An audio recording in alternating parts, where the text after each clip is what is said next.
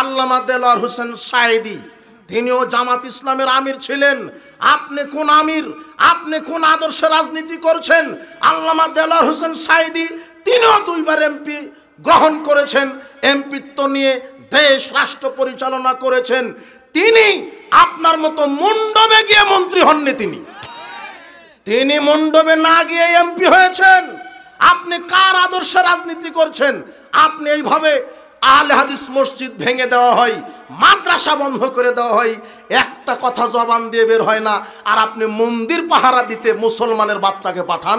আপনার শরম লজ্জা ঘৃণা হওয়া উচিত আপনার। আশ্চর্য কথা, শিরক বেদাতের অতন্দ্র প্রহরী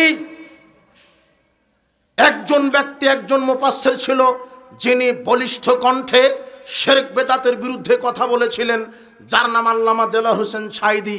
তিনি বলে গেছেন, তার ভাষা আমি নকল করছি, যেই আলেম মণ্ডপে যায় সে আলেম নামের কলঙ্ক। উনি বলেছেন। ওনার রাজনীতি করেন আপনি। আমি এইভাবে আপনাকে বলতাম না। আহলে হাদিস মসজিদ মাদ্রাসা ভেঙে দেওয়া হচ্ছে, একটা প্রতিবাদ নাই, আর ওই সময় আপনি মন্দির পাহারা দিতে চলে যান। আপনি আপনার ইমান আগে, আপনার ইমান আপনার চেয়ার নয়, নেতৃত্ব নয়, আপনি ভোটের লোভে ইমানকে বিক্রি করে দিয়েছেন। আপনি এই নীতি থেকে আপনাকে ফিরে আসতে হবে। মুসলমান ইহুদি খ্রিস্টানের এই গণতন্ত্র, এই সেকুলার, এই ন্যাশনালিজমের মুখাপেক্ষী হয়ে রাজনীতি করতে চায় না। রাজনীতি করা ফরজ, অবশ্যই করতে হবে। আরে রাজনীতি তো করবে, এদেশের আলেম ওলামায়ে নেতা হবে, রাজনীতি করা ফরজ, তবে অবশ্যই সেটা হতে হবে মুহাম্মদ সাল্লাল্লাহু আলাইহি ওয়াসাল্লামের রাজনীতি। বিশ্বাস করেন, পৃথিবীর ইতিহাসে সবচেয়ে বড় রাজনীতিবিদ, তার নাম মুহাম্মদ সাল্লাল্লাহু আলাইহি ওয়াসাল্লাম। আশ্চর্য কথা, আপনার নেতা বলছে হুজুর কেন রাজনীতি করবে? বেটা, হুজুরি রাজনীতি করবে, কেননা রাজনীতির কিতাবই হচ্ছে কোরআন মাজিদ। মানুষ সৃষ্টি করেছে আল্লাহ, আর ওই মানুষ চলবে কি করে আর বিধান দিয়েছেন কে? আল্লাহ। মানুষ সৃষ্টি করেছেন আল্লাহ, মানুষকে বিধান দিয়েছেন আল্লাহ। আল্লাহর বিধানে মানুষকে পরিচালিত হতে হবে। হুজুর দেশের আলেম ওলামায়ে রাজনীতি করবে, এই জামাত ইসলামী রাজনীতি করবে, সমস্যা নেই, কিন্তু অবশ্যই তাকে রসুলের আদর্শ রাজনীতি করতে হবে। আল্লাহদেরকে কবুল করুন, দোয়া রাখি। কিন্তু কশ্চিনকালেও এই গণতান্ত্রিক পদ্ধতিতে বাংলার জমিনে টোটাল ইসলাম কায়েম হবে না। কেন? ইসলাম একটা নিজস্ব তার আদর্শ আছে, ইসলামের নিজস্ব পাওয়ার আছে। ইসলাম মানব রচিত কোনো বিধানের মতবাদের মুখাপেক্ষী নয়। ইসলাম মানতে হবে সার্বিক জীবনে। সালাতে আল্লাহর বিধান, সালাতে রসুলের তরিকা, রাজনীতিতেও রসুলের তরিকা। শোনেন, পৃথিবীর ইতিহাসে সবচেয়ে বড় রাজনীতিবিদ, যার নাম মুহাম্মদ সাল্লাল্লাহু আলাইহি ওয়াসাল্লাম, পৃথিবীর ইতিহাসে সবচেয়ে বড় অর্থনীতিবিদ, পৃথিবীর ইতিহাসে সবচেয়ে বড় রাষ্ট্রনায়ক, পৃথিবীর ইতিহাসে সবচেয়ে বড় সমাজ সংস্কারক, আকাশের নিচে জমিনের উপরে সবচেয়ে পরহেজগার মানুষ, সবচেয়ে তাকওয়াশীল মানুষ, সবচেয়ে বিনয়ী মানুষ, সবচেয়ে নম্র মানুষ, যার নাম মুহাম্মদ সাল্লাল্লাহু আলাইহি ওয়াসাল্লাম। যার আদর্শ ছাড়া পৃথিবীতে কোনো আদর্শ নেই, যার নীতি ছাড়া পৃথিবীতে কোনো নীতি নেই, যার আদর্শ ছাড়া পৃথিবীতে কোনো আদর্শ নেই। এই মুহাম্মদ সাল্লাল্লাহু আলাইহি ওয়াসাল্লামের আদর্শ বাদ দিয়ে যদি আপনি সালাত, সিয়াম, হজ, যাকাত, অর্থনীতি, রাজনীতি করতে যান, বিশ্বাস করেন আপনি কল্যাণ থেকে বঞ্চিত হবেন। আপনাকে মুহাম্মদ সাল্লাল্লাহু আলাইহি ওয়াসাল্লামের আদর্শে ফিরে যেতে হবে, না হলে আপনি কবরে পরকালে ধরা খেয়ে যাবেন। উপস্থিত বৈঠকের মুসলিম দিনী ভাই বোন, আপনাকে ইসলাম বলতে শুধু মসজিদ মাদ্রাসা ইসলাম নয়, সালাত, সিয়াম, হজ, যাকাতে তো ইসলাম আছে, অর্থনীতিতেও ইসলাম মানতে হবে। শুধু অর্থনীতি বাদ দিতে হবে। আগামীতে যারা ক্ষমতায় যাবে, আমরা ইসলামের নিদর্শন, ইসলামের নীতি হলো নেতার পরিবর্তন নয়, ইসলামের নীতি হলো নীতির পরিবর্তন। নীতির পরিবর্তন করে দিতে হবে। আর ওই নেতা ওই নেতাই থাক, ডক্টর ইউনূস আছে উনিই থাক, কোনো সমস্যা নাই, কিন্তু উনি বলবে আগামীতে যে নেতা হবে সংসদে 300টা সিট, এই 300টা সিটের এমপি মন্ত্রী নেতা হিসেবে বসবে এই দেশের হকপন্থী আলেম ওলামারা। আর সংসদের সংবিধান হবে কোরআন আর হাদিস। আমরা নেতার পরিবর্তন চাই না, নীতির পরিবর্তন চাই। এদেশের নেতৃত্ব দিবে আলেম ওলামা। কোন ঘুষখোর, কোন সাদাবাজ, কোন দুর্নীতিবাজ, কোন লুচ্চা, কোন বেনামাজি, কোন মুশরিক, কোন মদখোর, কোন হারামখোর, কোন লুচ্চা নেতা হওয়ার যোগ্যতা রাখে না। এরা কেন নেতা হবে? নেতা হবে দেশের আলেম। আশ্চর্য কথা, আপনি ঠিক বলছেন আবার কোন কণ্ঠে? একজন মসজিদের 1000 জন মুসল্লির জন্য ইমাম নিয়োগ দেওয়া হয়।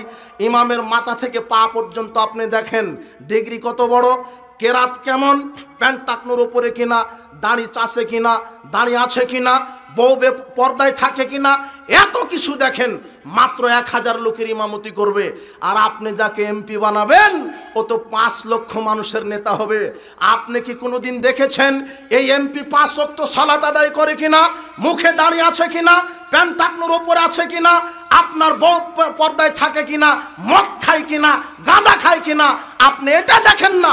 আপনি ছাগলের মতো 500 টাকা দিয়ে বিক্রি হয়ে যে ওযুই জানে না, নামাজ তো বহুদূরের কথা, এমন হারামখোরকে আপনি নেতা বানান আপনি।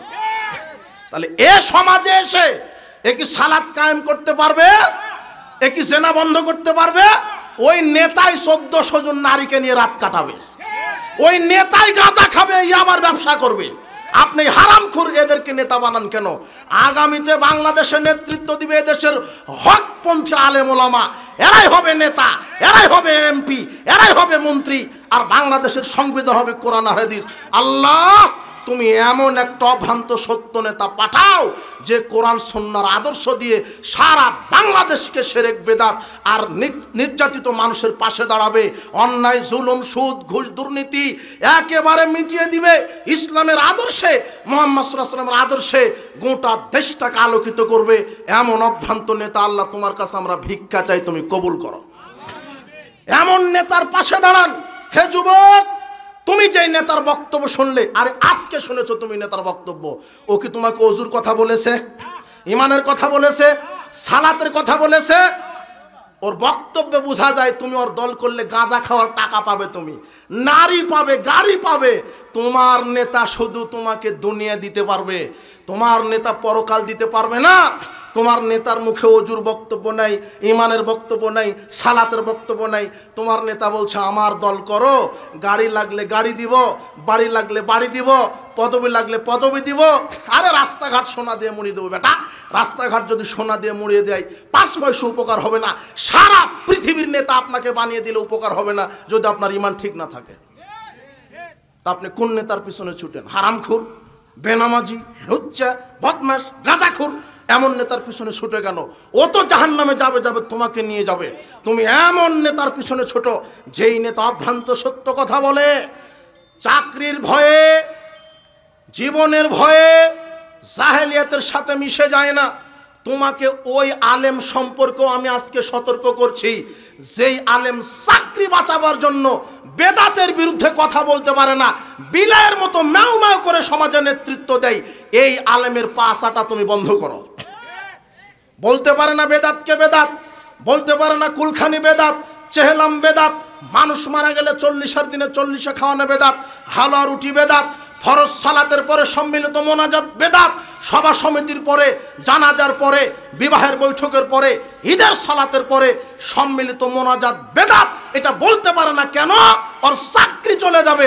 মাত্র 5000 টাকার কাছে তার ইমানকে সে বিক্রি করে দিয়েছে। এই ইমামের পা চাটবে না। ইমাম আলেম তো সেই হবে যে বেদাতকে বেদাত বলতে পারে, যে শিরককে শিরক বলতে পারে, যে বলতে পারে 21শে ফেব্রুয়ারি পালন করাবে শিরক, যে বলতে পারে 16 ডিসেম্বর পালন করা শিরক, যে বলতে পারে শহীদ মিনারে ফুল দেওয়া নিরাপত্তা পালন করা শিরক, যে বলতে পারে শিখা চিরন্তন শিখা অনির্বাণকে মূল্যায়ন করা শিরক, যে বলতে পারে পীর পূজা শিরক, মাজার পূজা শিরক, খানকা পূজা শিরক, যে বলতে পারে ফরজ সালাতের পরে সম্মিলিত মোনাজাত বিদাত বিদাত বিদাত, যে শিরক বেদাত স্পষ্টভাবে বলে দিতে পারে, এই হলো আলেম। এই আলেমের কথা শোনো। চাকরি বাঁচাবার জন্য বেদাত করছে তোমার আলেম, ও আলেম নয়, ও হলো জালেম একটা। ও বেদাতকে বেদাত বলতে পারে না, ও ও সুন্নাহকে সুন্নাহ বলতে পারে না, খুব কষ্ট করে বলে বেদাতে আমলকে যে সুন্নাতের খেলাফ, তাও বেদাতকে কি বলতে পারে না, বেদাত বলতে পারে না, খুব কষ্ট করে বলে কি এটা সুন্নাতের কি খেলাফ। কি চাটুকার, কি ধান্দাবাজ তোমার ইমাম, তোমার ওই আলেম। এই আলেম থেকে আল্লাহ তোমাকে হেফাজত করুক, এই আলেমকে আল্লাহ হেদায়েত দান করুক।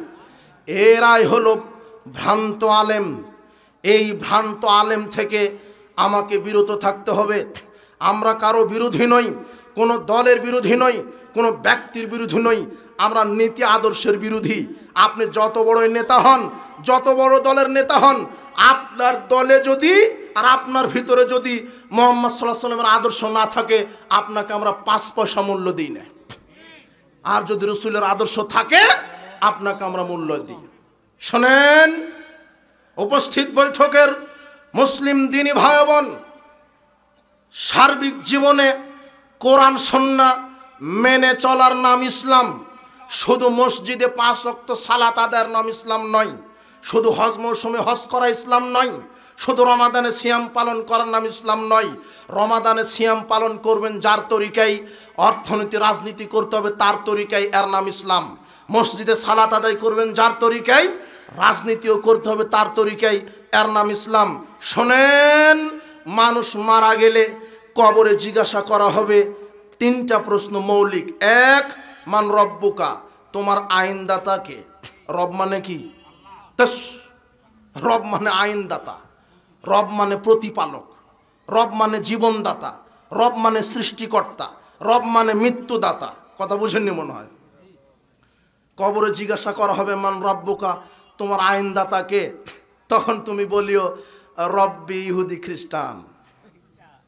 তোমার অফিস আদালত কোর্ট কাচারি সব তো ইহুদি খ্রিস্টানের আইন। তুমি দুনিয়াতে মানবে ইহুদি খ্রিস্টানের আইন, আর কবরে তুমি আল্লাহর নাম মুখ দিয়ে আসবে?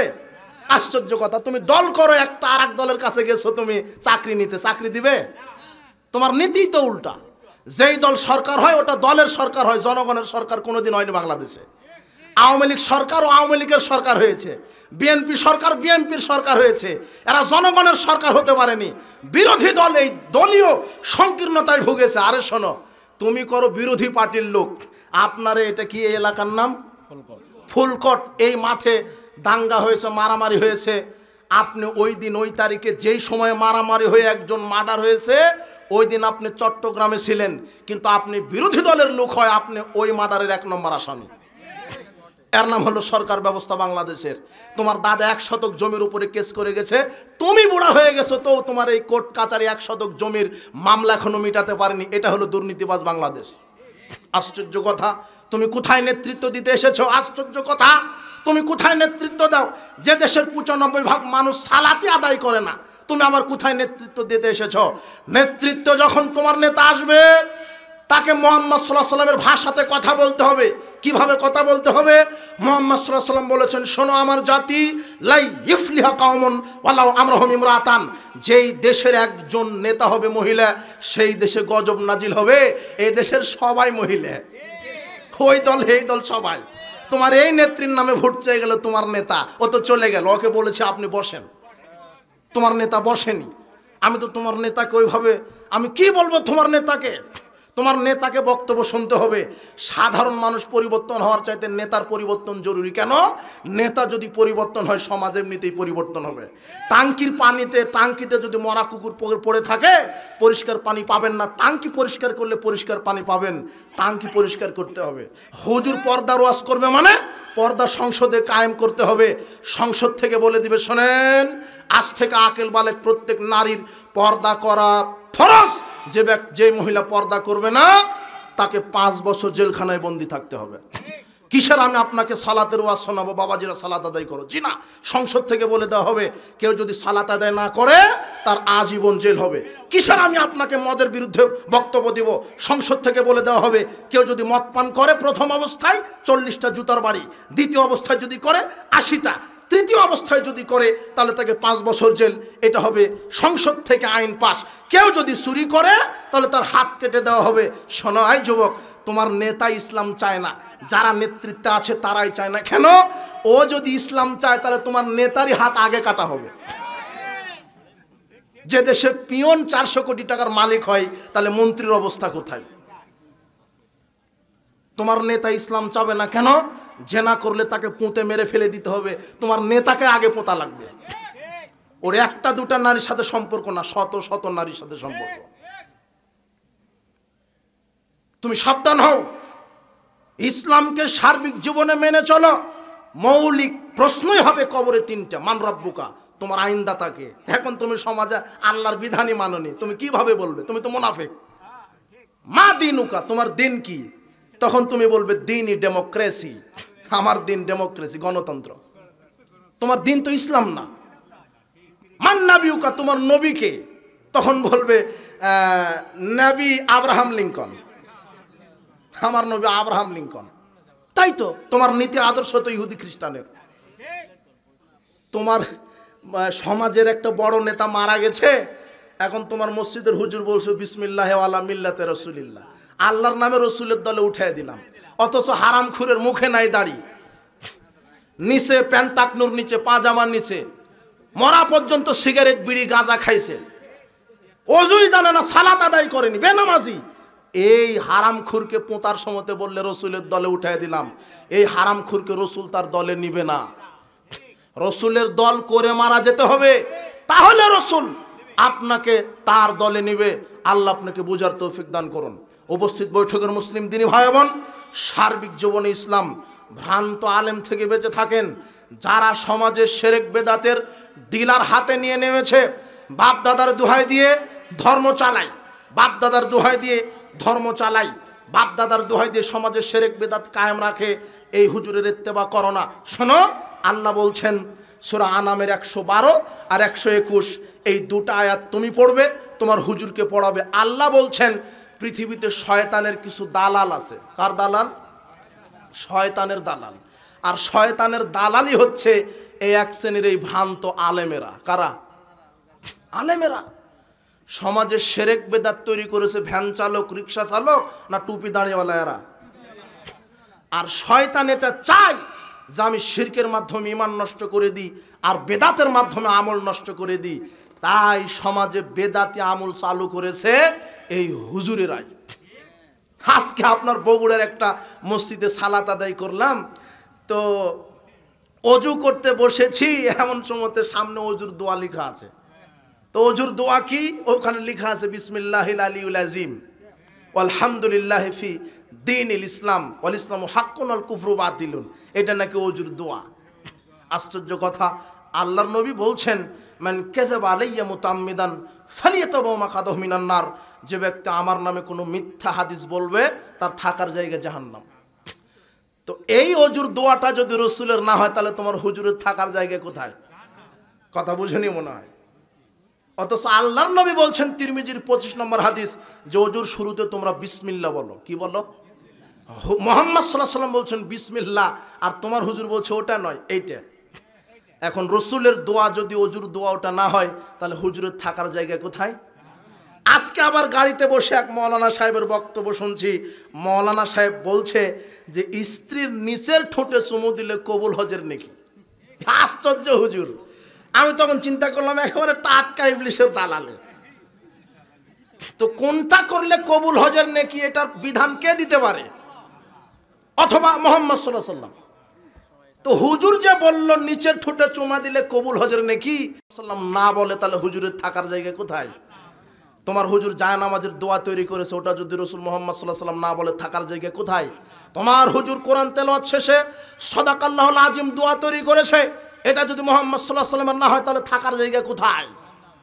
সাবধান। তোমার হুজুর ফরজ সালাতের পরে 5 ওয়াক্ত মোনাজাত করছে, বলছে করবই করব, বাপ দাদা থেকে করে আসছি, কে ঠেকাবে?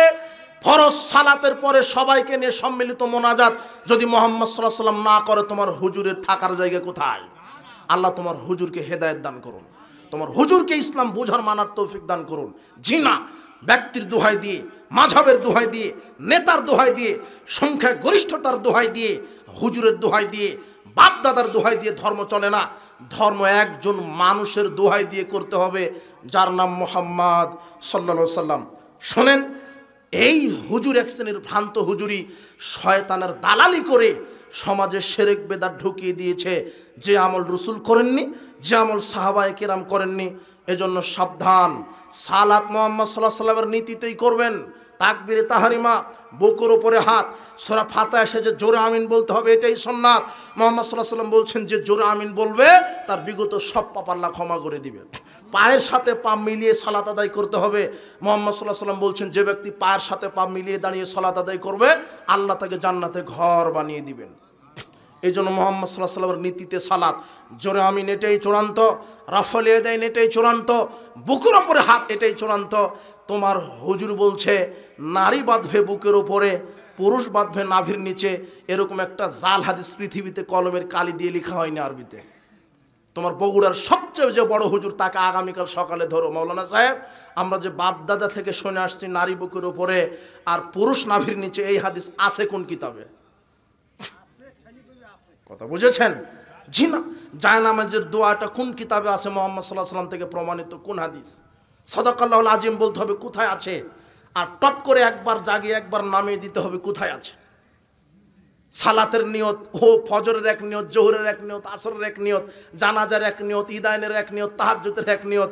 এখন সালাত আদায় ও বলছে যে সুবহানাল্লাহ, আমি তো সূরা ফাতিহা শিখতে পারি, নিয়ত মুখস্থর জ্বালায় ও নামাজই পড়ে না। আশ্চর্য কথা। নাওয়াইতু আনুসাল্লি লিল্লাহি তাআলা ফি যুহরি আরবা রাকা, কি এক নিয়ত মেরে দিল মুখে, যেটা মুহাম্মদ সাল্লাল্লাহু আলাইহি ওয়াসাল্লাম থেকে প্রমাণিত নয়। এটা যদি মুহাম্মদ সাল্লাল্লাহু আলাইহি ওয়াসাল্লাম থেকে প্রমাণিত না হয় তাহলে তোমার হুজুরের থাকার জায়গা কোথায়? তোমার হুজুর যদি একটা বদনা আবিষ্কার করতো, মানুষ অজু করে উপকৃত হতো। তোমার হুজুর দিন আবিষ্কার করতে গেছে। হুজুরের তো দায়িত্ব দিন আবিষ্কার করা নয়, দিন মানা। দিন আবিষ্কার করবে কে? আল্লাহ। উনি বলে দিবে যে এইটা দিন। তোমার হুজুর বলছে টঙ্গীর মাঠে এক রাকাত সালাত আদায় করলে 49 কোটি নাকি।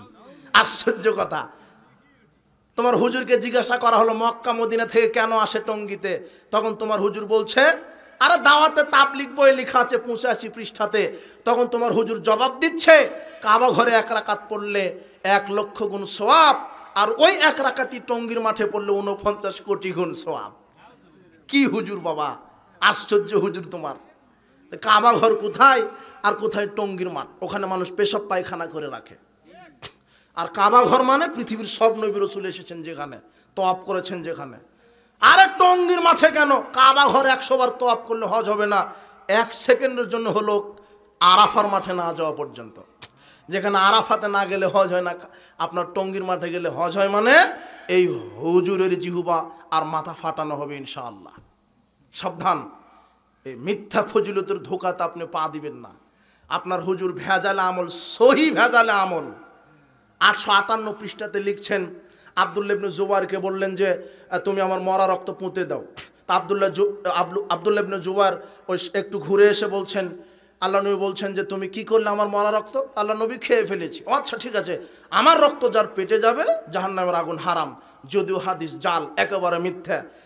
তো ভেজাল আমলের লেখক জাকারিয়া আবার নিজের পক্ষ থেকে লিখছে যে যেহেতু রক্ত খাওয়া জায়েজ, তাই মুহাম্মদ সাল্লাল্লাহু আলাইহি ওয়াসাল্লাম পেশাব পায়খানা খাওয়াও জায়েজ। ওটা ভেজাল আমলে লেখা আছে, সকালে খুলে দেখবেন 858 পৃষ্ঠাতে। বগুড়াতে যেখানে যান একটা লাইব্রেরিতে গিয়ে বলবেন যে দেখি ফাজাইল আমল নিয়েই 858 পৃষ্ঠা খুলে দেখবেন, একেবারে শেষ লাইনে লেখা আছে রাসূলের পেশাব পায়খানা জায়েজ।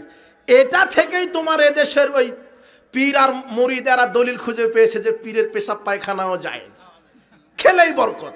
রসুলেরটা যদি চলে তো পীরেরা তো রসুলের ওয়ারিস, উত্তরসূরি, কাজেই পীরেরটাও যাবে। পানের পিক ফেলতে দেয় না, পানের পিকটা নিয়ে গায়ে মাখছে বরকতের আশায়। ওই ভেজাল আমলে লেখা আছে যে আদম আলাইহিস সালাম 1000 বার হজ করতে গেছেন, অথচ আদম আলাইহিস সালাম বেঁচে ছিলেন 960 বছর। তো 960 বছরে 1000 বার কিভাবে হজ করে? হজ তো বছরে একবার। কথা বুঝেননি মোটা? ওখানে লেখা আছে একবার সুবহানাল্লাহ বলে 49 কোটি গুণ নেকি লেখা হয়। এদের ব্যাগে, এদের মেম্বারে পাবেন ফাজাইল আমল, কিন্তু কোরআন আর হাদিস পাবেন না। এদের মাথা ঝালাই করে দেওয়া হয়েছে। এইসব ভ্রান্ত হুজুর থেকে বিরত থাকেন, কোরআন সুন্নাহ অনুযায়ী জীবন চালান। আল্লাহ আপনাকে তৌফিক দান করুন। শুনেন, কোরআন এবং সহিহ হাদিস মেনে চলতে হবে, এটাই চূড়ান্ত। আজকে কোরআন এবং সহিহ হাদিস মানার কারণে, হক কথা বলার কারণে আহলে হাদিস ভাইদেরকে, যুবকদেরকে, বোনদেরকে মসজিদ মাদ্রাসা থেকে বের করে দেওয়া হয়, জোরে আমিন বলার কারণে মসজিদ থেকে বাহির করে দেওয়া হয়। আউয়াল ওয়াক্তে সালাত আদায় করে আজান দেয়, মসজিদগুলি বাড়িয়ে ভেঙে দেওয়া হয়। কি ক্ষমতা! জোরে আমিন বলে এটা অপরাধ, রাফল আদান করে এটা অপরাধ, আউয়াল ওয়াক্তে সালাত আদায় করে এটা অপরাধ, পায়ের সাথে পা মিলিয়ে দাঁড়ায় এটা অপরাধ, 12 তাকবীরদের সালাত আদায় করে এটা অপরাধ। এই অপরাধে এরা আহলে হাদিস মসজিদ ভাঙে। মাওলানা সাহেব, বেদাতিরা এত ভয়ঙ্কর, বেদাতিরা এত খারাপ, এরা যদি সুযোগ পায় কাবা ঘরও ভেঙে দিবে। এরা কাবা ঘরে জোরে আমিন হয়, কাবা ঘরে পায়ের সাথে পা মিলানো হয়, কাবা ঘরে 12 তাকবীরদের সালাত হয়, কাবা ঘরে আউয়াল ওয়াক্তে সালাত হয়। কথা বুঝেননি মনে হয়? এই অপরাধেই তো আমাদের প্রোগ্রাম বন্ধ করে, এটাই তো অপরাধ। তো এই অপরাধে যদি এরা বাংলাদেশে মসজিদ ভাঙে, তারা কাবা ঘর ভেঙে দিবে না? তোমার হুজুর বলছে আহলে হাদিসেরা মসজিদে নারীকে নিয়ে যায় ভোগ করার জন্য, অথচ মুহাম্মদ সাল্লাল্লাহু আলাইহি ওয়াসাল্লাম বলছেন যে স্ত্রী যদি মসজিদে গিয়ে সালাত আদায়ের অনুমতি চায়, বাধা দিও না। ওরা আমাদেরকে মিথ্যা অপবাদ দেয় আমরা নাকি মসজিদে ভোগ করার জন্য নিয়ে যাই, কিন্তু ওরা ঠিকই মসজিদে হিল্লা করে ছেড়ে দেয়, একেবারে হিল্লা মসজিদে করে দেয়। কথা বুঝেননি মনে হয়? সাবধান, এই ভ্রান্ত আমল থেকে সাবধান। আহলে হাদিস একটা মসজিদ ভাঙবেন, 100টা মসজিদ আল্লাহ প্রতিষ্ঠা করে দিবেন ইনশাআল্লাহ। একটা মাদ্রাসা ভাঙবেন, 100টা মাদ্রাসা প্রতিষ্ঠা করবেন। আর আহলে হাদিস হলো আতরের ডিব্বার মতো, আতরের ডিব্বায় আঘাত করলে যেমন সুঘ্রাণ সারা পৃথিবী ছড়িয়ে যায়, একজন আহলে হাদিস আলেমকে যদি আপনি বাধা দেন, হাজারো আহলে হাদিস আলেম সারা বিশ্বময় শিরক বেদাতের বিরুদ্ধে কথা বলার জন্য ছড়িয়ে যাবে ইনশাআল্লাহ। আপনি বাধা দিতে পারবেন না। এই জন্য সর্বশেষ হাদিস, যে কোনো মূল্যে কোরআন সুন্নাহর উপরে কায়েম থাকবেন। ইন্না মিন ওয়ারাইকুম জামানা সাবরিন লিল মুতামাসসিকি আজরি 50 শাহিদাম মিনকুম। আল্লাহ নবী বলছেন শেষ জামানার লোকেরা ধৈর্য ধারণ করবে। এই সাহাবীরা শোনো, শেষ জামানায় আমার সুন্নাহকে মানতে অত্যাচারিত হবে মানুষ। ওই সময়তে যারা ধৈর্যের উপরে কায়েম থেকে আমার একটা সুন্নাতকে আঁকড়ে ধরবে, আল্লাহ তাদেরকে 50 জন শহীদদের সমান নেকি দান করবেন। যে কোনো মূল্যে রসুলের আদর্শ। সালাতে কার আদর্শ? রাজনীতিতে কার আদর্শ? মনে থাকবে? ওই ভোট কেন্দ্রে যাবেন না 500 টাকাতে বিক্রি হয়ে, খবরদার, সাবধান। এই গণতন্ত্রকে সাপোর্ট করবেন না, গণতন্ত্র কুফরি। গণতন্ত্রের জনক মানুষ, আর ইসলাম হলো আল্লাহ প্রদত্ত। গণতন্ত্রে মানুষের বিধান চূড়ান্ত, আর ইসলামে আল্লাহর বিধান চূড়ান্ত। গণতন্ত্রে সকল ক্ষমতার উৎস জনগণ, আর ইসলামে ক্ষমতার উৎস আল্লাহ। গণতন্ত্রের বিধান পরিবর্তনশীল, আর আল্লাহর বিধান অপরিবর্তনশীল। ইয়াকুমুল লাইল, শোনো, দুইজনের মধ্যে শ্রেষ্ঠ হলো ওই ব্যক্তি, ওই আলেম, যেই আলেম নিজে শুধু ফরজ সালাত আদায় করে, এরপরে মানুষকে দ্বীনের জ্ঞান শিক্ষা দেয়। ওই ব্যক্তির চেয়ে আলেমের মর্যাদা বেশি। কোন ব্যক্তি? যে শুধু ইবাদত করে বেড়ায়, দিন রাত সালাত সিয়াম আদায় করে, কিন্তু মানুষকে দ্বীনের শিক্ষা দেয় না। এই ব্যক্তির চেয়ে ওই আলেমের মর্যাদা বেশি। শোনো সাহাবীগণ, কেমন মর্যাদা বেশি আলেমের? কাফাজলি আলা আদনাকুম, তোমাদের উপরে আমি মুহাম্মদ সাল্লাল্লাহু আলাইহি সাল্লাম নবী হিসেবে যেমন মর্যাদা, সারা পৃথিবীর সাধারণ মানুষের উপরে আলেমের তেমন মর্যাদা। সাহাবীদের নিকটে নবীর যেমন মর্যাদা, সাধারণ মানুষের উপরে আলেমের তেমন মর্যাদা। এই জন্য আলেম হতে হবে, ছেলে মেয়েকে আলেম আলেমা হাফেজ হাফেজা বানাতে হবে। প্রকৃত শিক্ষা এখানে আছে। আলেমের অনেক মর্যাদা, তবে তাকে নির্ভীক, বলিষ্ঠ কণ্ঠস্বর, শিরক বিদআতের অতন্দ্র প্রহরী হতে হবে, তাকে তাকওয়াশীল হতে হবে, প্রকৃত আলেম হতে হবে। কিন্তু যদি প্রকৃত আলেম যদি না হয়, আলেমের মর্যাদা যেমন, ঠিক যদি ভণ্ড বিভ্রান্ত আলেম হয়, তাহলে এই আলেমকে দিয়ে আল্লাহ জাহান্নাম উদ্বোধন করবেন। দেখেন, আলেমের যেমন মর্যাদা, আলেমের জন্য যেমন জান্নাত, ঠিক এই একই আলেমের জন্যই জাহান্নাম রেডি। যদি আলেম আলেমগিরি করতে গিয়ে জালিয়াতি করে, কোরআন সুন্নাহর অপব্যাখ্যা সমাজে দেয়, মুহাম্মদ সাল্লাল্লাহু আলাইহি সাল্লামের সুন্নাহর অপব্যাখ্যা করে, তাহলে এই আলেম হবে বিদাতি আলেম। যদি আল্লাহর হকের সাথে অন্য কারো হককে মিশ্রিত করে দেয়, এ হবে মুশরিক আলেম। যা আপনি দেখতে পাচ্ছেন এদেশের পাক ভারত উপমহাদেশে দেখছেন খানকা, মাজার, ওরস, দরগা, গাছ, পাথর, এগুলিতে যে পাগড়িওয়ালা, দাড়িওয়ালা, টুপিওয়ালা যে হুজুর বসে আছে, এ হলো মুশরিকি হুজুর। এই হুজুর দিয়ে জাহান্নাম উদ্বোধন হবে। এরপরে সমাজে যত বেদাত দেখতে পাচ্ছেন, যা মুহাম্মদ সাল্লাল্লাহু আলাইহি ওয়াসাল্লাম করেননি, এই বেদাতকে প্রতিষ্ঠা করতে গিয়ে যদি আলেম বেদাতের ডিলার হাতে নিয়ে সমাজে মুহাম্মদ সাল্লাল্লাহু আলাইহি ওয়াসাল্লামের সুন্নাহর উল্টা কিছু কায়েম রাখে, এই আলেমকে দিয়ে জাহান্নাম উদ্বোধন হবে। আল্লাহ বলছেন, ইয়া আইয়ুহাল্লাযীনা আমানু, হে বিশ্বাসীগণ, লিমা তাকুলুনা মা লা তাফআলুন, তোমরা এমন কথা কেন বলো যা নিজেরাই করো না। কাবুরা মাকতান ইনদাল্লাহ আন তাকুলু মা লা তাফআলুন, আল্লাহর নিকটে এটা অতীব ঘৃণিত। আল্লাহর নিকটে এটা অতীব ঘৃণিত। কি ঘৃণিত? যে তোমরা মুখে বলো এক, কর্মে করো আরাক। যে আলেম মুখে বলে এক, কর্ম করে আরাক, এই আলেমের পরিণাম জাহান্নাম। আনাস রাদিয়াল্লাহু আনহু বলছেন, রাআইতু লাইলাতা উসরিয়া বিরিজালান, আমাকে মেরাজের রাত্রে কিছু ঘটনা দৃশ্য দেখানো হলো।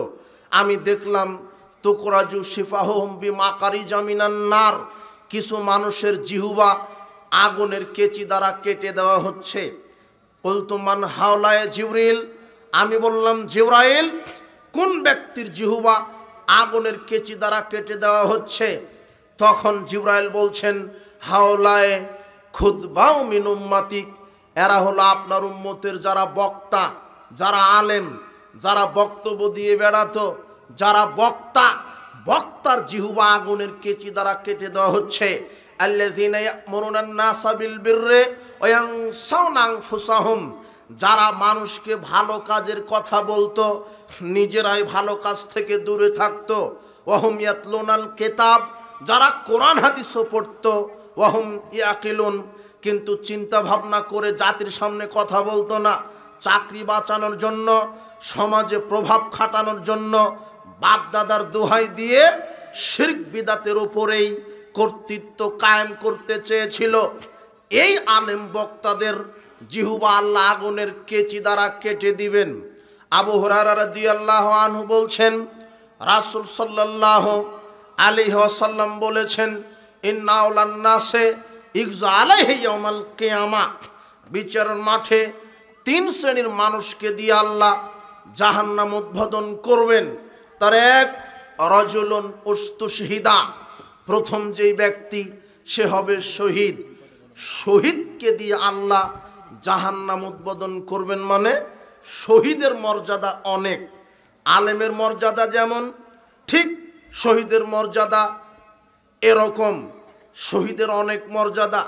আলেমের মর্যাদা থাকার পরেও কিছু আলেম জাহান্নামে চলে যাবে। শহীদদের মর্যাদা থাকার পরেও অনেক শহীদ জাহান্নামে চলে যাবে। দেখেন মেকদাম বিন মাদি কারিব রাদিয়াল্লাহু আনহু তিনি বলছেন, আল্লাহর নবী বলেছেন, লিশাহিদে ইনদাল্লাহি সিত্তু খিসালিন, আল্লাহর নিকটে শহীদদের জন্য 6টা পুরস্কার রয়েছে। যে ব্যক্তি শহীদ, আল্লাহর নিকটে তার জন্য 6টা পুরস্কার রয়েছে। এক, ইউগফারু লাহু ফি আউয়ালি দাফআতিন, শহীদকে তার শরীর থেকে রক্তের প্রথম ফোঁটা মাটিতে ঝরার সাথে সাথেই তার পূর্বেই আল্লাহ শহীদদের সব পাপ ক্ষমা করে দেন। ওয়ুরামা কাদাহু মিনাল জান্নাহ, আর তাকে জান্নাতে থাকার জায়গা আল্লাহ দেখিয়ে দেন। 2, ইউজারু মিন আযাবিল কবরে, শহীদকে আল্লাহ কবরের আযাব থেকে বাঁচিয়ে দেন। ওয়ায়ামানু মিন ফাজিল আকবার, 3, কিয়ামতের বিভীষিকাময় আযাব থেকে শহীদকে বাঁচিয়ে দেন। 4, ইউযাউ আলা রাসিহি তাজুল ওয়াকারিল ইয়াকুতাতি মিনহা খায়রুম মিনাদ দুনিয়া ওয়া মা ফিহা, শহীদকে আল্লাহ এমন একটা ইয়াকুত মিশ্রিত মুকুট পরিয়ে দিবেন যাতে থাকবে ইয়াকুত মণি মুক্তা, সেটা দুনিয়া এবং দুনিয়ার ভিতরে যা আছে এর চাইতে দামি হবে এই মুকুট শহীদকে আল্লাহ পরিয়ে দিবেন। 4 5 ইউজাউযু সিনতাইনা সাবিনা যাওজাতাম মিনাল হুরিল আইন, শহীদকে আল্লাহ 70 জন সুন্দরী নারীর সাথে 72 জন সুন্দরী নারীর সাথে বিবাহ দিয়ে দিবেন।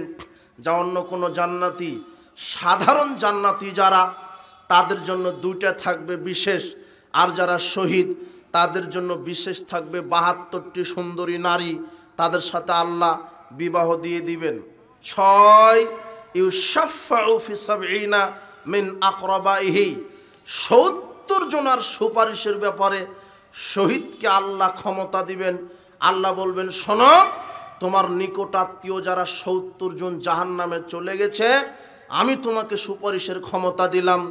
জাহান্নামী 70 জন আত্মীয় স্বজনকে তুমি জাহান্নাম থেকে মুক্ত করে জান্নাতে ঢুকিয়ে দাও। যেই শহীদ নিজে তো জান্নাতে যাবে, আত্মীয় স্বজনকে সুপারিশ করে জান্নাতে নিয়ে যাবে, কিন্তু এরকম শহীদকে দিয়ে আল্লাহ জাহান্নাম উদ্বোধন করবেন। কি কারণে? কোনো কারণ তো আছে। আলেমের এত মর্যাদা, অথচ আলেম দিয়ে জাহান্নাম, শহীদের এত মর্যাদা, শহীদ দিয়েই জাহান্নাম উদ্বোধন। তার নিয়তে গন্ডগোল ছিল। আল্লাহ বিচারের মাঠে শহীদকে আল্লাহর কাঠগড়াটে ডেকে বলবেন যে মা আমিলতা ফিহা, তুমি আমার জন্য কি আমল করেছো বলো, তোমাকে শক্তি সামর্থ্য দিয়েছিলাম। তখন শহীদ বলবে, আল্লাহ কাতালতু ফিক, আপনার জন্য লড়েছি, জিহাদ করেছি, হাত্তা উস্তুশহিদতু, অবশেষে আমি শহীদ হয়েছি। তখন আল্লাহ বলবেন, কাযাবতা, তুমি মিথ্যা বলছো, ওয়ালাকিন্নাকা, বরং তুমি এই জন্য জিহাদের মাঠে জিহাদ করে শহীদ হয়েছো, লিইউকালা জারিয়ুন, যাতে মানুষ তোমাকে বড় বাহাদুর বলে, মুক্তিযোদ্ধা বলে। এই নিয়ত ছিল, মানুষ যাতে তোমাকে মুক্তিযোদ্ধা বলে, বাহাদুর বলে, এই জন্য তুমি মাঠে লড়েছো, মানুষ তোমাকে নিয়ে সুনাম করবে। আসলে তো তুমি আমাকে সন্তুষ্ট করার জন্য জিহাদ করনি।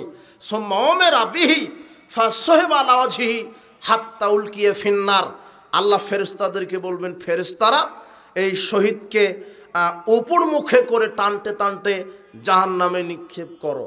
এই যে দেখেন, শহীদকে দিয়ে জাহান্নাম উদ্বোধন হবে। এরপরে দ্বিতীয় যে ব্যক্তি, অরাজুলুন আল্লামাহুল্লাহুল কোরআন, ওই ব্যক্তি হলো কোরআনের উপরে আলেম, ডিগ্রি নিয়েছে। অরাজুলুন আল্লামাহুল্লাহুল কোরআন ওয়াল্লামুহু, সে নিজে কোরআন শিখেছে, সে কোরআন তেলাওয়াত করে। ফাউতিয়া বিফা আরাফাউ নেমাহু, আল্লাহ তাকে কাঠগড়াতে ডেকে বলবেন, ফিমা আমিলতা ফিহা, তুমি কি আমল করেছো, তুমি কি আমল করেছো বলো। আলেমকে জিজ্ঞাসা করবেন। তখন আলেম মানুষ বলবে, আল্লাহ তাআল্লামতুল ইলমা ওয়াল্লামতুহু, আমি নিজে কোরআন শিখেছি, আর একজনকে শিখিয়েছি। ও কারাতু ফিকাল কোরআন, আপনার জন্য কোরআন তেলাওয়াত করেছি। আলেম এবং হাফেজ দুজনকেই ডাকবেন। হাফেজকে বলবেন, তুমি কি করেছো? হাফেজ সাহেব বলবে যে আমি তো কোরআনের খুব বড় কারি ছিলাম। আর আলেম বলবে, আমি কোরআন নিজে শিখেছি, অপরজনকে শিখিয়েছি। তখন আল্লাহ বলবেন, কাযাবতা, তুমি মিথ্যা বলছো, লিউকালা ইন্নাকা আলেম, তুমি দুনিয়াতে আলেমগিরি করেছো, মানুষ যাতে তোমাকে বড় আলেম বলে, মানুষ যাতে তোমাকে বড় বক্তা বলে। নিয়ত এটা ছিল, আসলে আমার সন্তুষ্ট ছিল না। আর কারি সাহেবকে বলবেন, তুমি যে এত সুন্দর করে কোরআন তেলাওয়াত করেছো, মানুষ যাতে তোমাকে কারি বলে, ফাকাত কিলা, তোমাকে বলা হয়েছিল কারি। তখন আল্লাহ ফেরেশতাদেরকে বলবেন, এই হাফেজ আর আলেমকে ধরো, আর উপর মুখে করে টানতে টানতে জাহান্নামে নিক্ষেপ করো। আলেমকে দিয়ে, হাফেজকে দিয়ে জাহান্নাম উদ্বোধন। একটু আগে যে শুনলেন, আলেমের এত মর্যাদা, হাফেজের এত মর্যাদা, কিন্তু এক শ্রেণীর আলেম আর হাফেজকে আল্লাহ কোথায় দিবেন? যদি নিয়ত ঠিক না থাকে আর আমল ঠিক না থাকে। বুখারীর 1386 নম্বর হাদিস, আল্লাহর নবী বলছেন যে আলেমকে কবরে শুয়ে দেওয়ার সাথে সাথে অরাজুলুন কামা আলা রাসিহি, ওই আলেমের মাথার পাশে একজন ফেরেশতা দাঁড়িয়ে থাকবে, বিফিরিন আও সাখরাতিন, হাতে থাকবে পাথর, ফায়ুসদাখু বিহি রাসুহু, ওই পাথরটা আলেমের মাথায় মারা হবে, মাথা ফেটে চৌচির হয়ে যাবে, পাথরটা দূরে চলে যাবে, পাথর নিয়ে আসতে আসতে মাথা আবার ঠিক হয়ে যাবে, আবার মারা হবে। ফায়ুসনাউ ইলা ইয়াউমিল কিয়ামা, এইভাবে আলেমের মাথা ফাটানো হবে কবরে। আল্লাহর নবী ফেরেশতাদ্বয়কে জিজ্ঞাসা করলেন, এই ব্যক্তির কি অপরাধ, এইভাবে মাথা ফাটানো হচ্ছে কেন? তখন ফেরেশতা বলছে, শোনেন, ওই ব্যক্তিটা ছিল আলেম, ইয়া নাম আনহু বিল্লাইলে, আলেম মানুষ ছিল কিন্তু রাতে ঘুমাতো, ওয়ালাম ইয়ামাল বিমা ফি বিন নাহারে, রাতে কোরআন হাদিস অনুযায়ী আমল করতো না। সমাজে অনেক আলেম আছে যারা ডিগ্রি নিয়ে বসে আছে, হক বলেও না, হক নিজে মানেও না, এই আলেমকে কবরে মাথা ফাটানো হবে। আর বুখারীর ৭০৪৭ নম্বর হাদিস আল্লাহর নবী বলছেন, ইয়াখুজুল কোরআন, হাফেজ সাহেবকে আল্লাহ কবরে ধরবেন, ফায়ার ফুজুহু, যেই হাফেজ হেফজ করেছে ৩০ পারা, এরপরে শয়তানি বদমাশি করে কোরআন ভুলে গেছে, কোরআন আর পরিচর্যা করে না, কোরআন নিজের জীবনে বাস্তবায়ন করেনি, শুধু নিজের নামের আগে একটু হাফেজ লিখবে বলে ওই হেফজখানায় গিয়েছিল যে আমাকে মানুষ হাফেজ বলবে। কোরআন হেফজও করেছিল ২, ১, ৫, ১০ পারা, এরপরে সজ্ঞানে স্বেচ্ছায় শয়তানি বদমাশি করে ভুলে গেছে, এই হাফেজের মাথা ফাটানো হবে। তখন আল্লাহ নবী বলছেন, কি অপরাধে হাফেজের মাথা ফাটানো হবে? তখন ফেরেশতাদ্বয় বলছে, ও কোরআন হেফজ করেছিল কিন্তু ভুলে গেছে, কোরআন অনুযায়ী আমল করেনি, ইয়ানামু আনিস সালাতিল মাকতুবা, আর এই হাফেজ ফরজ সালাত আদায় করতো না, হেফজখানায় চাকরি করে ঠিক, সালাতি ঠিক মতো আদায় করে না। এই জন্য বিচারের মাঠে কবরে তো আলেম আর হাফেজের মাথা ফাটানো হবে। এক শ্রেণীর আলেম আর হাফেজকে দিয়ে জাহান্নাম আল্লাহ কি করবেন? উদ্বোধন করবেন। ওসামা বিন জায়েদ রাদিয়াল্লাহু আনহু বলছেন, রাসূল সাল্লাল্লাহু আলাইহি ওয়াসাল্লাম বলেছেন, ইউজাউ বির রাজুলি ইয়াউমাল কিয়ামা হাত্তা ইউলকিয়া ফিন নার, কিয়ামতের মাঠে একজন ব্যক্তিকে আনা হবে, তাকে জাহান্নামে নিক্ষেপ করা হবে, ফাতান দালিকু আফতাবু ফিন নার, জাহান্নামে দেওয়ার সাথে সাথে পেটের নাড়ি ভুঁড়ি বের হয়ে যাবে, ফায়ুদহানু ফিহা, ওই নাড়ির চতুর্দিকে ঘুরতে থাকবে, কাতাহনিল হিমারি বিরাহাহু, যেমন গাধা ওই আটা পিসা জাঁতার চতুর্দিকে ঘুরতে থাকে, ঠিক একজন ব্যক্তি তার নাড়ি ভুঁড়ির চতুর্দিকে ঘুরতে থাকবে। ফায়াস্তামিউ আহলুন নার আলাইহি, ওই ব্যক্তির নিকটে জাহান্নামীরা সব একত্রিত হবে। ফায়াকুলুনা, জাহান্নামীরা বলবে, আয়া ফুলান মা শানুকা, হে অমুক, আপনার কেন এই অবস্থা?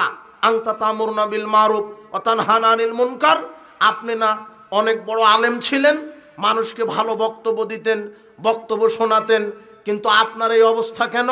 ভালো কাজের আদেশ করতেন, মন্দ কাজের নিষেধ করতেন, কিন্তু আপনি তো আলেম মানুষ, আপনার জাহান্নামে আসার কি কারণ হলো?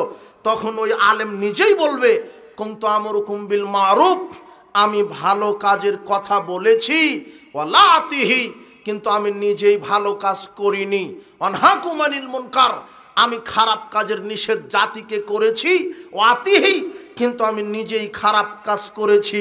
দেখেন আলেম বিপদে, আলেম ভালো কাজের আদেশ করেছে কিন্তু আলেম নিজে ভালো কাজ করেনি, আর আলেম পর্দার ওয়াজ করে নিজের বউ বেটিকে পর্দায় রাখতে পারেনি, এই আলেম জাহান্নাম।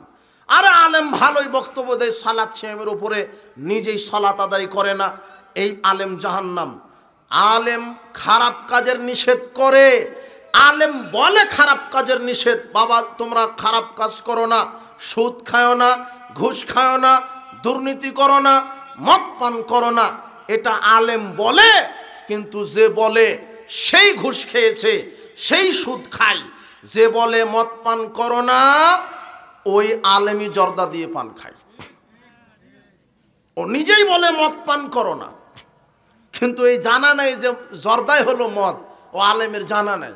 জানবে কি করে? এমনিতে আনাকুম জানাকুম পড়েছে, কোরআন হেফজ করে, খতম দেয় আর খায়, কোরআনের সঠিক জ্ঞান নেই। এই আলেম জানবে কি করে যে জর্দা খাওয়া হারাম? জর্দা যে মদ, জর্দা যে মদ, বিড়ি, সিগারেট, জর্দা, ইয়াবা, গোল, ফেন্সিডিল যা আছে এর ভিতরে মাদকতা আছে। আল্লাহ বলছেন ইন্নামাল খামরু, আমি মদ হারাম করে দিলাম।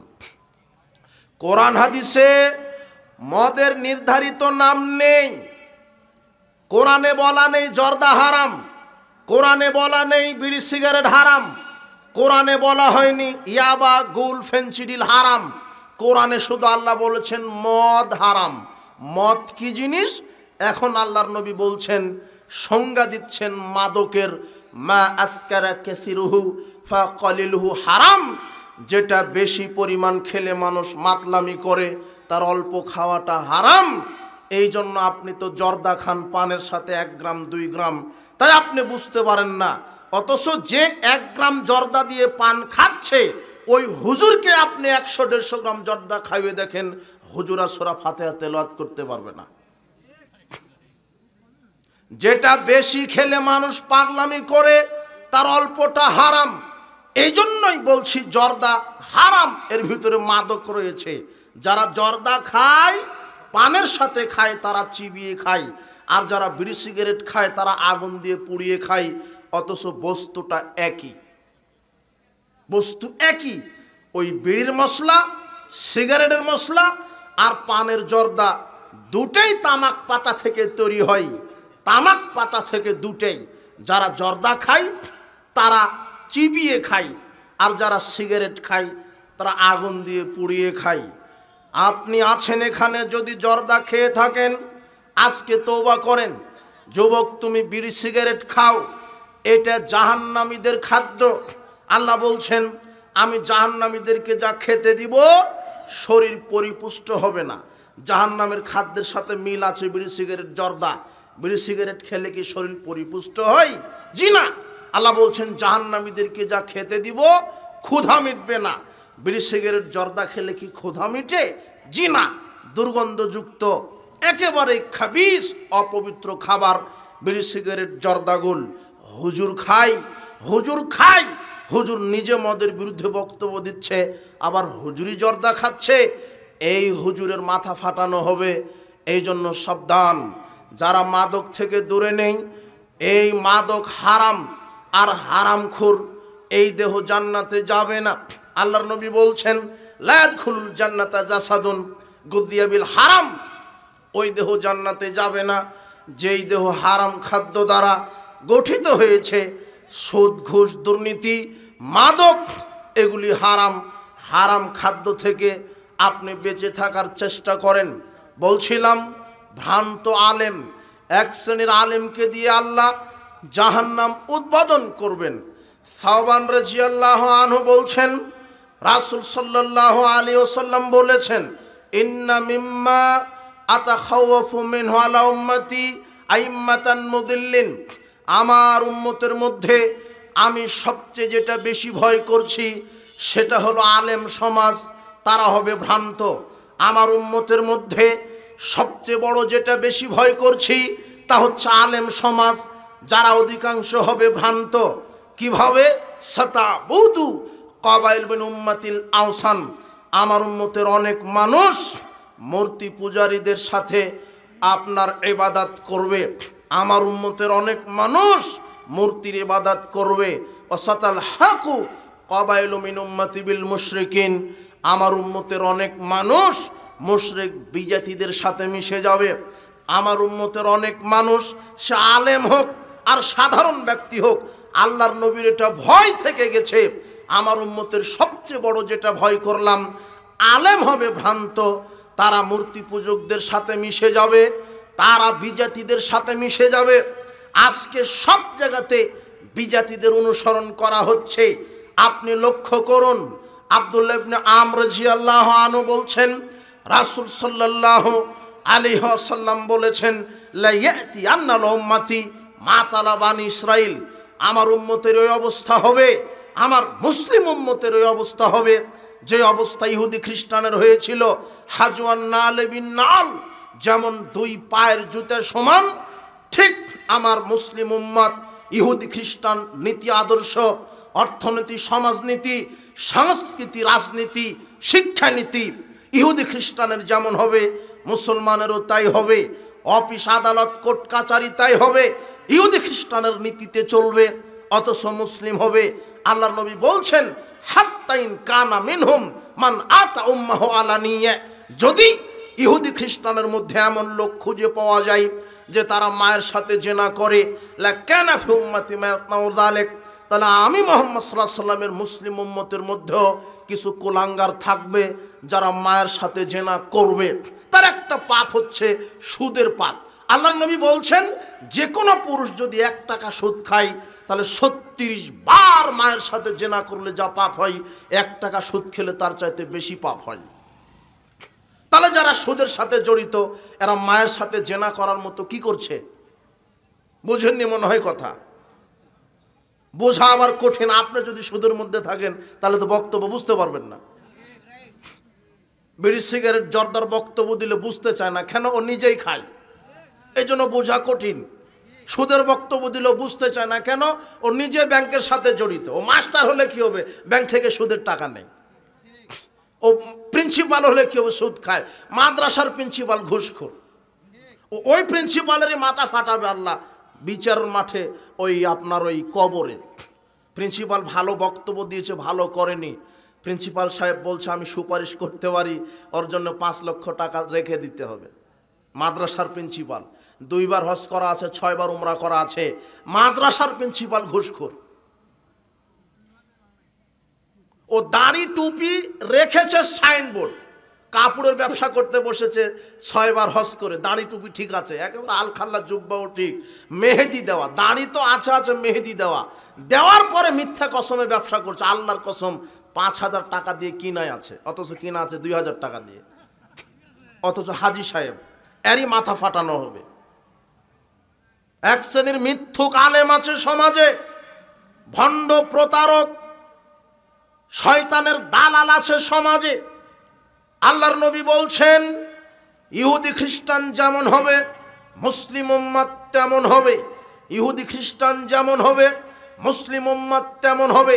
আপনি লক্ষ্য করেন, আপনি নামে মুসলিম কিন্তু আপনার অফিস আদালত কোর্ট কাচারি শিক্ষাঙ্গন রাজনীতি অর্থনীতি সমাজনীতি শিক্ষানীতি সব ইহুদি খ্রিস্টানের কারিকুলামে ঢেলে ঢেলে সাজানো আছে। আপনি তার গোলামি করছেন। আপনি মুসলিম, আপনার আদর্শ কোথায়? আল্লাহর নবী এটাই বলছেন, আমার মুসলমান উম্মতেরা ইহুদি খ্রিস্টানের সাথে মিশে যাবে, বিজাতিদের সাথে মিশে যাবে, ইহুদি খ্রিস্টানের সাথে মিশে যাবে, বিজাতিদের সাথে মিশে যাবে। আর আমি সবচেয়ে যেটা বেশি ভয় করি আমার উম্মতের, তারা হচ্ছে ভ্রান্ত ভণ্ড আলেম, ভ্রান্ত পথভ্রষ্ট আলেম। পথভ্রষ্ট আলেম আবার পথভ্রষ্ট হবে মানে? হ্যাঁ, আলেমই পথভ্রষ্ট। আল্লাহর নবী বলছেন মান সুয়েলা আন ইলমিন, যে আলেমকে তার জানা বিষয়ে জিজ্ঞাসা করা হলো, আচ্ছা বলেন তো এটা শিরক না বেদাত? আবু দাউদের হাদিস, আল্লাহর নবী বলছেন শোনো, যে আলেমকে জানা বিষয়ে জিজ্ঞাসা করা হলো ফাকাতামাহু, এরপরে আলেম জানার পরও গোপন রাখলো চাকরি বাঁচানোর জন্য, সমাজে মর্যাদা, বাপদাদা থেকে করে আসছি, হক কথা বলা যাবে না, ও সত্যটা জানে এরপরও জানার পরও বলল না, হকটা বলল না, আলজামাহুল্লাহু বিলিজামিন মিন নারি ইয়াউমাল কিয়ামা, এই আলেমকে আল্লাহ জাহান্নামের লাগাম পরাবেন কিয়ামতের দিন। কাকে জাহান্নামের লাগাম পরাবেন? আলেমকে। আলেমকে জাহান্নামের লাগাম পরাবেন। কোন আলেম? যেই আলেম হক জানে কিন্তু হক মানে না, হক জানে কিন্তু হক জাতির সামনে বলে না। এরকম অনেক আলেম আছে সমাজে যারা ইবলিস শয়তানের দালালি করছে। শোনেন, মানুষের ঈমানকে নষ্ট করার জন্য শয়তান 4 দফা কর্মসূচি হাতে নিয়েছে, আপনার ঈমানকে নষ্ট করে দিবে। ওযু নষ্ট হয় কারণ আছে, সিয়াম নষ্ট হয় কারণ আছে, ঠিক মানুষের ঈমান ভেঙে যায় নষ্ট হয় তার কারণ আছে। শয়তান 4 দফা কর্মসূচি নিয়ে মাঠে নেমেছে মুসলমানদের ঈমান নষ্ট করার জন্য। 1, শিরক। শিরকের মাধ্যমে শয়তান মানুষের ঈমান নষ্ট করে দিচ্ছে। শিরক কি? আল্লাহর সমকক্ষ কাউকে মনে করা, আল্লাহর সমান কাউকে মনে করা। সন্তান আল্লাহ দিতে পারে, আপনি যদি মনে করেন না, ওই যে মহাস্থানগড় যে পীরের কাছে গেলেই সন্তান দিতে পারে, পীরের আস্তানাতে গেলে সন্তান চলে আসবে। পীর যে পুকুরে গোসল করেছে, ওই গোসলে ডুব দিলে পেটে বাচ্চা চলে আসবে। এটা হলো আপনার আকীদা। পাপ ক্ষমা করতে পারে আল্লাহ। আপনি যদি বলেন না পীর মানুষের পাপ ক্ষমা করতে পারে, জান্নাত জাহান্নাম দাতা আল্লাহ, আপনি যদি মনে করেন পীর সুপারিশ করে জান্নাত দিতে পারে, তাহলে আপনি মুশরিক, আপনার ঈমান ভেঙে গেছে। আল্লাহ বলছেন ইন্না সলাতি ওয়া নুসুকি ওয়া মাহইয়ায়া ওয়া মামাতি লিল্লাহি রাব্বিল আলামিন। শুনেন, আল্লাহ বলছেন নিশ্চয় সালাত, আমার কুরবানি, আমার হায়াত, আমার মৌত সব আল্লাহর জন্য নিবেদিত। এইভাবে আল্লাহ বলছেন আমার সালাত, আমার সিয়াম, আমার হজ, যাকাত, কুরবানি, আমার আশা ভরসা, আমার প্রার্থনা, আমার সেজদা, আমার মানত, আমার প্রার্থনা, আমার চাওয়া পাওয়া ভরসা সব কার জন্য নিবে। কিন্তু আপনি যদি পীরের কাছে মাজারে গিয়ে চান, সাহায্য চান, পীরের দরগায় মানত করেন, পরিবারে বরকত আশা লাভে, তাহলে আপনি মুশরিক, আপনার ঈমান নষ্ট হয়ে যাবে। আল্লাহর সাথে শিরক করলে ঈমান নষ্ট হয়ে যায়। পীরের মুরিদ না হলে জান্নাত হবে না, এই আকীদা শিরক। পীর সাহেব কবরে জীবিত থেকে মানুষের কল্যাণ অকল্যাণ করতে পারে, এই আকীদা শিরক। কবরে গিলাপ চড়ানো, আগরবাতি, ফুল, মোমবাতি জ্বালানো বরকতের আশায়, এগুলি হলো শিরক। কবরে সেজদা করলে বালা মুসিবত দূর হয়, খানকা মাজার ওরসে মানত করলে বালা মুসিবত দূর হয়, এই আকীদা শিরক। পীরের সুপারিশ ছাড়া জান্নাত হবে না, এই আকীদা শিরক। আপনার এই শিরকি আকীদা নিয়ে যদি মারা যান, ঈমান নষ্ট হবে, জান্নাত হবে না। শিরক করে যে মারা যায়, আল্লাহ তার উপরে জান্নাত হারাম করে দেন। তাবিজ ঝোলানো শিরক। মান আল্লাহকে তামিমা ফাকাদ আশরাকা, যে ব্যক্তি তাবিজ ঝোলালো সে আল্লাহর সাথে শিরক করলো। আপনার হাতে, কোমরে, গলায় যদি তাবিজ থাকে, তাহলে আপনি মুশরিক, আপনার সালাত সিয়াম কবুল হবে না। এখন খুলে ফেলে মৃত্যুবরণ করলে জান্নাত হবে ইনশাআল্লাহ, কিন্তু তাবিজ নিয়ে মারা গেলে জান্নাত হবে না। কেন? আপনি মুশরিক। সমাজে অনেক শিরক আছে, অশুভ কুলক্ষণ চালু আছে, সমাজে শিরক আছে। শিরকের মাধ্যমে শয়তান মানুষের ঈমানকে নষ্ট করে দেয়। 1 2 কুফর। কুফর যদি বড় কুফর ঘটে যায়, তাহলে ঈমান নষ্ট হবে। বড় কুফর কি? আল্লাহকে অস্বীকার করা, পরকালকে অস্বীকার করা। বড় কুফর কি? কোরআন মাজিদের আয়াতকে অস্বীকার করা। বড় কুফর কি? কোরআন হাদিসকে সন্দেহ করা, কোরআন হাদিসের কোনো আয়াতকে সন্দেহ করা, তুচ্ছ তাচ্ছিল্য করা। বড় কুফর কি? রাসূলের সুন্নাহকে নিয়ে ব্যঙ্গ করা। মানুষ আজকে পৃথিবীতে আছে, আল্লাহর বিধানকে নিয়ে কটাক্ষ করে, আল্লাহর বিধানকে নিয়ে কটাক্ষ করে। কি? আরে চুরি করলে হাত কেটে ফেলা হয়, এটা আল্লাহর অমানবিক একটা বিধান, নাউজুবিল্লাহি মিন জালিক। বিবাহের পরে জেনা করলে মেরে ফেলা হয়, এটা আল্লাহর অমানবিক একটা বিধান। এইভাবে কিছু নাস্তিক আল্লাহর বিধানের বিরুদ্ধে কথা বলছে, অথচ আল্লাহর বিধানই চূড়ান্ত। আল্লাহর বিধানকে নিয়ে যদি কেউ কটাক্ষ করে, সে হলো কাফের, তার ঈমান নষ্ট হয়ে যায়। আল্লাহর বিধানই চূড়ান্ত। চুরি করলে হাত কাটতে হবে, বিবাহের পরে জেনা করলে তাকে মেরে মেরে মেরে ফেলতে হবে। আপনার জেনায় লিপ্ত হলে বিবাহের পরে তাকে মেরে মেরে মেরে ফেলতে হবে। চুরি করলে হাত কাটা হবে, মদ পান করলে 40 লাঠি পিটাতে হবে, 40টা জুতার পিটা করতে হবে। এগুলি আল্লাহর বিধান। আল্লাহর বিধানকে যারা ঘৃণা করে, যারা অস্বীকার করে, এরা হলো কাফের। আপনি দেখেন আল্লাহর বিধানকে অস্বীকার করা হচ্ছে, এরা মুসলিম মুখে পরিচয় দেয়, কিন্তু সংবিধানে আল্লাহর বিধান নেই, সংবিধান মানুষের বিধানে পরিচালনা করছে। এই জন্য বড় শিরক যদি, বড় কুফরি যদি ঘটে যায়, ঈমান নষ্ট হবে। রাসূলের সুন্নাহকে নিয়ে ব্যঙ্গ করা, এটা হলো কুফরি। রাসূলের সুন্নাহকে নিয়ে ব্যঙ্গ করা, রাসূলের আদর্শকে নিয়ে ব্যঙ্গ করা। আজকে আপনি সমাজে দেখতে পাবেন রাসূলের গুরুত্বপূর্ণ সুন্নাহকে নিয়ে ব্যঙ্গ করা হয়, রাফাল ইয়াদাইন নিয়ে ব্যঙ্গ করা হয়, জোরে আমিন বলা নিয়ে ব্যঙ্গ করা হয়, বুকের ওপরে হাত বাঁধা নিয়ে ব্যঙ্গ করা হয়, পায়ের সাথে পা মিলানো নিয়ে ব্যঙ্গ করা হয়। যারা আহলে সুন্নাহ ওয়াল জামা, যারা আহলে হাদিস, যারা রাসূলের সুন্নাহকে মেনে জীবন যাপন করে, এদেরকে নিয়ে ব্যঙ্গ করা হয়। যারা রাসূলের সুন্নাহকে নিয়ে ব্যঙ্গ করে এরা কাফের হয়ে যায়। আল্লাহ বলছেন সূরা তাওবার 66-67 আয়াতে, কুল আবিল্লাহি ওয়া আয়াতিহি ওয়া রাসূলিহি, বলো তোমরা কি আল্লাহর সাথে, আল্লাহর আয়াতের সাথে, রাসূলের সাথে কুনতুম তাস্তাহজিউন, তোমরা কি ঠাট্টা মশকরা করছো? তোমরা কি ঠাট্টা করছো নাকি? রাসূলের আদর্শকে নিয়ে যদি ঠাট্টা করো, ওয়ালা তা'তাযিরু, আল্লাহ বিচারের মাঠে বলবেন আজকে তোমরা কোনো ওজর পেশ করো না। কাদ কাফারতুম বাদা ঈমানিকুম, ঈমান আনার পরে তোমরা কাফের হয়ে গেছো। রাসূলের আদর্শকে নিয়ে উপহাস করলে কি হয়ে যাবে? কাফের। রাসূলের আদর্শই চূড়ান্ত। রাসূলের আদর্শ মানতে হবে সার্বিক জীবনে। রাসূলের আদর্শকে যদি উপেক্ষা করে মানুষের অন্য কোনো নেতার আদর্শে জীবন যাপন করেন, আপনি হবেন মুনাফিক।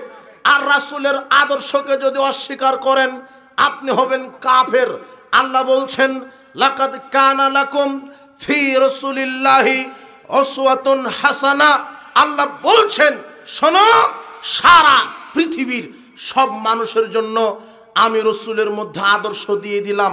আপনি যা কিছু করবেন, সালাত, সিয়াম, হজ, যাকাত, তাসবিহ তাহলিল, কোরআন তেলাওয়াত, দান সাদাকা, আপনার অর্থনীতি, সমাজনীতি, রাজনীতি, পররাষ্ট্রনীতি, অর্থনীতি, শিক্ষানীতি, ব্যক্তিনীতি, আপনি যা কিছু করবেন আল্লাহ বলে দিয়েছেন একজন মানুষের আদর্শ মতো করতে হবে, যার নাম মুহাম্মদ সাল্লাল্লাহু আলাইহি সাল্লাম।